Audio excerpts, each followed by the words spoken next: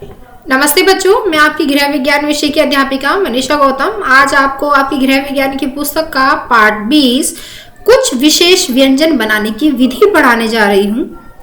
तो देखिए बच्चों, इस पाठ में क्या है, सबसे पहले समझ लेते हैं कि इस पाठ में आखिर है क्या।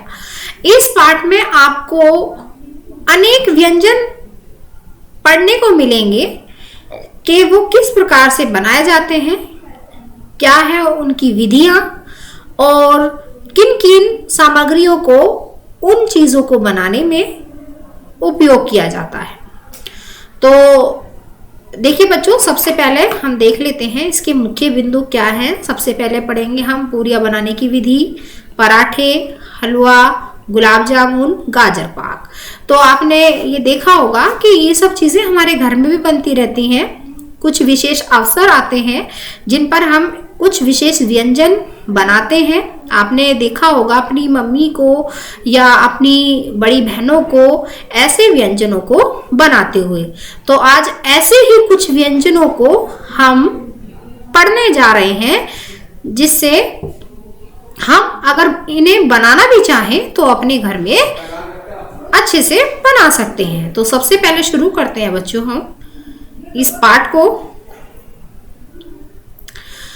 हम परिवार में प्रतिदिन भोजन करते हैं। भोजन में अधिकतर रोटी, दाल, चावल एवं सब्जियां खाई जाती हैं, परंतु कभी कभी व्यक्ति का मन अन्य वस्तुओं को खाने का भी करता है। परंतु कभी अतिथि या अवकाश के दिन गृहिणी से आशा की जाती है कि वह रसोई में अन्य प्रकार के व्यंजन बनाए। मेहमान आने पर रोटी खिलाना गृहिणियां अच्छा नहीं समझती हैं। ऐसे में पूरियां, 2-3 सब्जियां, खीर या मिठाई बनाना पसंद करती हैं। बालिकाओं को भी इन व्यंजनों को बनाने में रुचि लेनी चाहिए, जिससे भविष्य में आवश्यकता पड़ने पर वे इनको बना सके, क्योंकि आज की बालिका ही कल की गृहिणी है। अब कुछ विशेष व्यंजनों को बनाने की विधि का वर्णन किया जा रहा है। तो देखिए बच्चों, इस पाठ में क्या है, इस पाठ में समझाया जा रहा है कि आपने देखा होगा आप प्रतिदिन रोटी खाते हो, सब्जी खाते हो, लेकिन कभी कभी क्या होता है, कभी कभी हमारा इन सब चीजों से मन उग जाता है। तो हम सोचते हैं कि चलो आज कुछ नया खाते हैं, आज कुछ नया बनाकर उसे चखते हैं। तो ऐसे में क्या होता है कि हम अपनी मम्मियों को कहते हैं कि आज हमारे लिए कुछ अलग सी चीज बनाइए, जिसको हम आनंद लेके खा सके, जिसका हमें मन करता है। ऐसी हम अपनी जो इच्छा है अपनी मम्मी को या अपनी बड़ी बहनों को बताते हैं। तो कभी कभी आपने देखा होगा कि जब हमारे घर में अतिथि आते हैं तो हम उनके सामने रोटी सब्जी को ऐसे ही नहीं रखते, क्योंकि ये जो घर की गृहिणियां होती हैं ये ऐसे ही उनके सामने रोटी को परोसना अच्छा नहीं समझती हैं। तो ऐसा खाना ना खिलाकर उन्हें कुछ विशेष प्रकार के व्यंजनों को उनके सामने परोसती हैं, जैसे उनमें पूरियां हो जाती हैं जैसे, और 2-3 प्रकार की सब्जियां रख देती हैं। तो मीठे में खीर है या हलवा है। तो इस तरह का खाना आपने देखा होगा आपके घर में भी अतिथियों को खिलाया जाता है। तो ये क्यों खिलाया जाता है? क्योंकि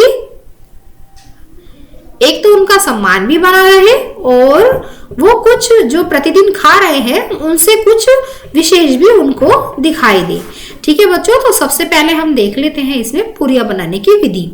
तो इसमें सबसे पहले देख लेते हैं बच्चों, आवश्यक सामग्री दी गई है कि पूरियां बनाने के लिए कौन कौन सी सामग्री की आवश्यकता होती है। तो सबसे पहले आटा दिया गया है, इसमें 1 किलोग्राम, घी है 350 ग्राम, अजवाइन है 1 चम्मच, नमक है अनुमान से, यानी कि जितना जो कोई हिसाब से नमक खाना पसंद करता हो। क्योंकि कभी कभी आपने देखा है कि किसी को तेज नमक पसंद होता है तो किसी को हल्का नमक खाना पसंद होता है, या कि कुछ लोग तो ऐसे होते हैं कि जिनको नमक पसंद ही नहीं होता, तो वो अपने खाने में नमक का बहुत कम प्रयोग करते हैं। करते तो हैं लेकिन बहुत कम करते हैं। तो सबसे पहले इसकी विधि है बच्चों, आटा लेकर छन्नी से परात में छान लीजिए। तो यानी कि जितना आप आटा ले रहे हैं तो उसमें क्या करना है, परात में छानना है। अब गरम करके 10 ग्राम घी घाटे में डालकर घाटा किसे बोलते हैं बच्चों? जब हम आटे को इकट्ठा कर लेते हैं, जिस स्थान पर हम डालते हैं उसको घाटा बोलते हैं। अच्छी तरह से मिला लीजिए। अब अजवाइन तथा नमक डालकर पानी की सहायता से आटे को इतना कैड़ा मल लिए, मतलब इतना आपको कैड़ा मलना है ताकि बेलते समय पलोथन लगाने की आवश्यकता ना पड़े। जो पूरी का आटा है वो थोड़ा सा सख्त ही मांडा जाता है।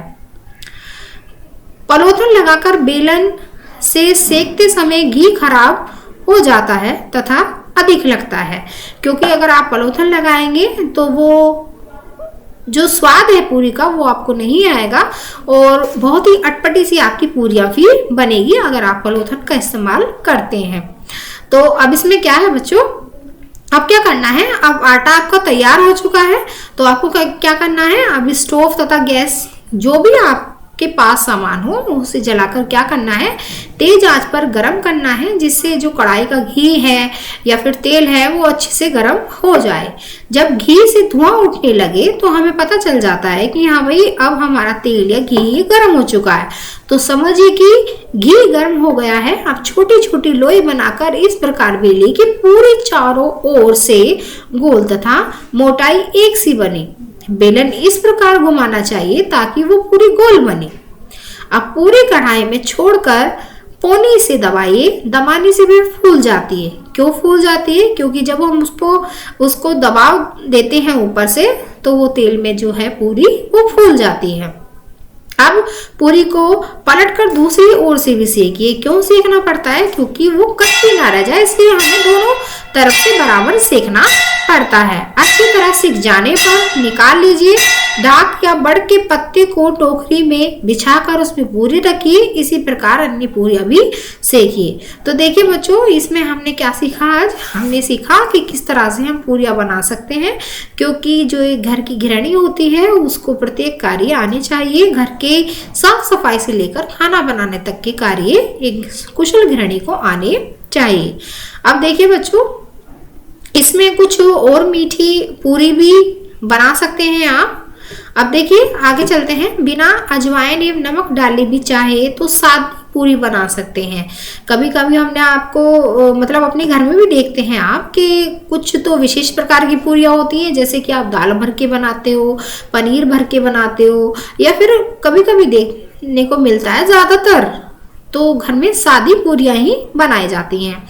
पूरियों का उपयोग प्राय अतिथियों के आने पर, विवाह या अन्य कोई उत्सव होने पर अथवा कहीं पिकनिक अथवा यात्रा आदि पर अधिक किया जाता है। वैसे घरों में प्रातः नाश्ते भी छोलों के साथ पूरियां बनाई जाती है। तो देखिए बच्चों, यहाँ पर सादी पूरी की आवश्यक सामग्री है, क्या है? आटा अथवा मैदा 1 किलोग्राम, घी जो है वो 500 ग्राम, पीसी चीनी अथवा गुड़ 600 ग्राम और छोटी इलायची 10 ग्राम। तो आगे चलते हैं बच्चों। अब बनाने की विधियां क्या है बच्चों, देख लेते हैं। बनाने की विधि: इलायची छीलकर पीस ले और चीनी अथवा गुड़ पानी में डालकर उसका शरबत बना ले।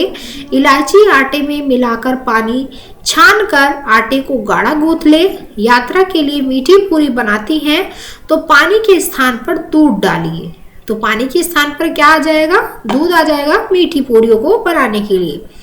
इससे पूरी खराब नहीं होगी और मुलायम रहेगी। अब छोटी छोटी लोइयां बनाकर सादा पूरी की तरह बेलकर सेक लीजिए। इन पूरियों को बेलन सावधानी से चलाइए, यानी कि इन पूरियों को बेलने पर जो बेलन है वो सावधानी से चलाना होगा।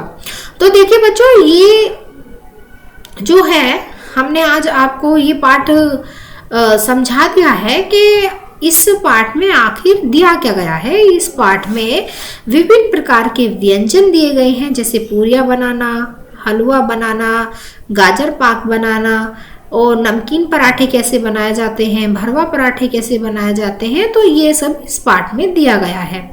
तो आप चाहें तो इसकी विभिन्न प्रकार की वीडियो जो हैं, जैसे सादे पराठे को बनाना, नमकीन पूरियों को बनाना, मीठी पूरियों को बनाना, तो ये भी आप आपकी मम्मी से और भली भांति से सीख सकते हैं।